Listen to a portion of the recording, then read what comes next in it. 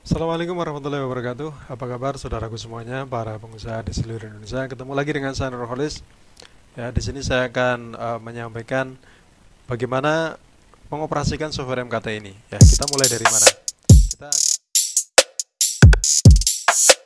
akan kita mulai dari mana? Kita akan mulai yang pertama adalah ketika kita membuka toko, yang akan kita lakukan adalah persiapan dulu. Persiapan yang dimaksud dengan program adalah bagaimana kita mengelompokkan barang dulu ya. Jadi pengelompokan barang itu sangat penting ya di toko supaya nanti datanya tertib ya. Sehingga ketika kita menganalisa data dan sebagainya, kita akan mudah. Yang pertama kita lakukan adalah pengelompokan barang. Dari mana? Oke, kita langsung saja kita mulai dengan software MKT ini. Yang pertama kita lakukan adalah membuat departemen dulu ya. Jadi departemen itu adalah kelompok besar ya, kelompok besar dalam satu supermarket besar misalnya gitu ya.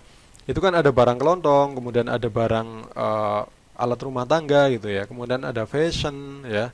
Nah, itu penting kita kelompokkan, itu kelompok besar ya. Jadi beberapa departemen ya. Nah, namanya departemen itu. Nah, cara bikinnya gimana? Tinggal di sini pilih tadi ya, pilih menu grouping dan departemen, kemudian pilih baru untuk bikin baru, kemudian kita bikin kodenya berapa, kita masukkan pakai angka saja, misalnya ini departemennya misalnya elektronik misalnya.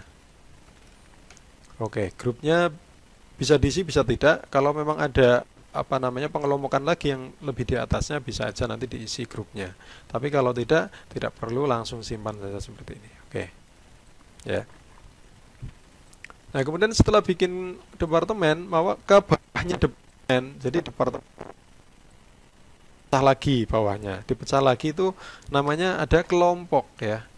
Jadi kelompok itu lebih kecil lagi dari departemen ya. Nah, jadi misalnya ini uh, di sini ada kelompok supermarket, artinya supermarket itu barang kelontong ya. Kemudian ada baby shop misalnya, kemudian ada fashion. Nah, fashion itu ini berarti departemen fashion. Ini isinya apa aja? Nah, nanti ada pakaian anak, pakaian wanita, pakaian dalam ya. Nanti bisa masuk ke fashion gitu ya. Kemudian untuk barang supermarket itu bisa nanti ada kosmetik, ada pembersih dan sebagainya. Nah, cara bikinnya gimana? Cukup gampang aja, klik baru di sini, ya. Nah, kemudian di sini eh, dikasih kode. Kalau saya itu dikasih 3 digit ya, supaya rapih itu ya. Kasih 3 digit dan kalau bisa kita urut berdasarkan yang sudah kita buat supaya rapih ya. Dan ingat bahwa kode kelompok ini ya, ini akan menjadi awalan kode barang yang akan kita buat ya. Jadi eh, makanya kalau bisa harus tertib dan angka dan jangan depannya nol ya, karena nanti untuk membuat kode barang ini nanti depannya jadi nol kalau ini kode kelompoknya jadi depannya nol. Jadi misalnya adalah 112 misalnya ya. Ini nama kelompoknya misalnya apa gitu ya. Karena kemudian departemennya itu kan sudah dibuat tadi. Nah, maka kita pilih. Nah, kalau nggak hafal gimana? Kita min enter itu ya. Nah, kemudian akan tampil departemen yang sudah kita bikin, kemudian kita apa namanya? Kita enter seperti ini. Profitnya kalau mau diisi silahkan, kalau belum diisi juga nggak apa-apa.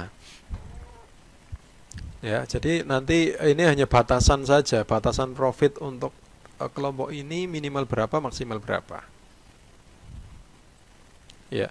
Kemudian di sini kemudian ada memiliki expired date atau tidak. Kalau iya bisa jadi dipilih iya, tapi nanti konsekuensinya setiap input pembelian akan ditanya ini ada expirednya atau tidak.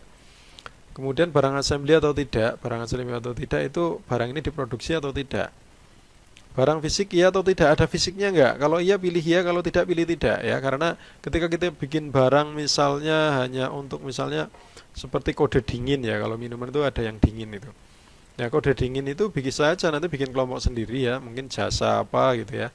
Nah, kemudian fisik barangnya pilih tidak, sehingga nanti ketika jualan ditambahin kode dingin. Ini barang dinginnya ini nggak merubah stok, jadi stoknya tetap kosong. Gitu. Nah, kemudian ini bahan baku atau tidak ya, pilih tidak itu kalau bukan bahan baku. Kemudian ini barang surah atau tidak juga bukan misalnya ya. Ini kalau menggunakan timbangan digital ini, timbangan apa namanya? Digi itu ya, yang kayak di supermarket ini perlu. Kemudian cek digit ini artinya apa? Kalau ini dipilih ya, otomatis nanti barang tersebut akan membentuk barcode lokal ya. Ketika barang itu nggak ada barcode-nya dari pabrik, otomatis akan terbentuk barcode lokal. Karena barcode lokal ini akan kita cetak menggunakan printer barcode. Ya, seperti barang-barang yang tidak ada barcode dari pabrik, seperti UMKM dan sebagainya, kita perlu ini cek digitnya ya, supaya nanti ketika dibikin kode barang, otomatis akan muncul barcode lokalnya. Kemudian ya cukup itu aja, sudah simpan, sudah jadi. Ya ini sudah siap dibuat kode barangnya. Nah kemudian penjelasannya di sini ada apa namanya ini nomor artikel ya, ini sebelah paling kanan adalah nomor artikel barang tersebut. Jadi kelompok tersebut maksudnya. Jadi ini adalah banyaknya artikel di kelompok tersebut. Ya. Ya itu saja, cukup mudah sekali untuk membuat departemen dan juga kelompok. Nah, setelah kita bikin departemen dan kelompok, kita baru siap membuat kode barang. Oke, di video selanjutnya kita akan membuat kode barang. Terima kasih. Wassalamualaikum warahmatullahi wabarakatuh.